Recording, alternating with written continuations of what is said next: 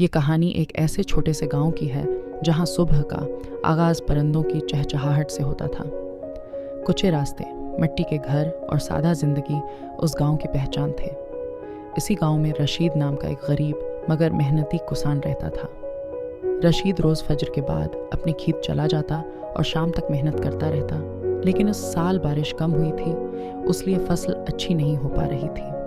घर के हालात भी दिन बदन मुश्किल होते जा रहे थे। एक दिन रशीद थका हुआ खेत से वापस आ रहा था। सूरज ढलने लगा था और हवा में हल्की सी ठंडक आ चुकी थी। रास्ते में उसने एक छोटे से बच्चे को सड़क के किनारे बैठे देखा। बच्चे के कपड़े पुराने थे और चेहरे से साफ लग रहा था कि वो कई घंटों से भूखा है। जब रशीद उसके करीब पहुंचा तो बच्चे ने धीमी आवाज़ में कहा, चच्चा, मुझे बहुत भूख लगी है, क्या आपके पास कुछ खाने को है? रशीद एक लम्हे के लिए रक गया। उसने अपना थैला देखा जिसमें उसकी बीवी की दी हुई सिर्फ एक रोटी और थोड़ी सी प्याज थी। वो जानता था कि अगर ये रोटी दे दी तो वो खुद भूखा रह जाएगा, मगर फिर उसने बच्चे की तरफ देखा और उसका दिल पिघल गया।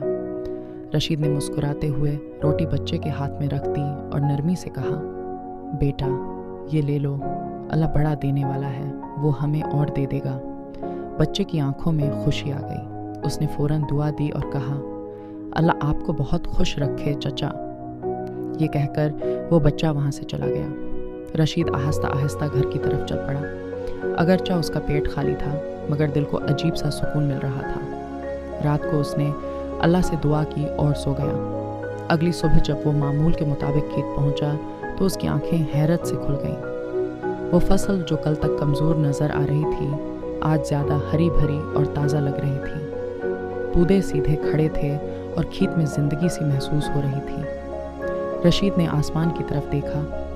उसकी आंखों में नमी आ गई और वो आहिस्ता से बोला, या अल्लाह, तेरा शुक्र है। इस दिन रशीद को यह सबक मिला कि नेकी कभी ज़ाया नहीं जाती। गांव हो या शहर, जब इंसान खुलूस से किसी की मदद करता है तो अल्लाह उसकी ज़िंदगी में किसी न किसी तरह बरकत डाल देता है।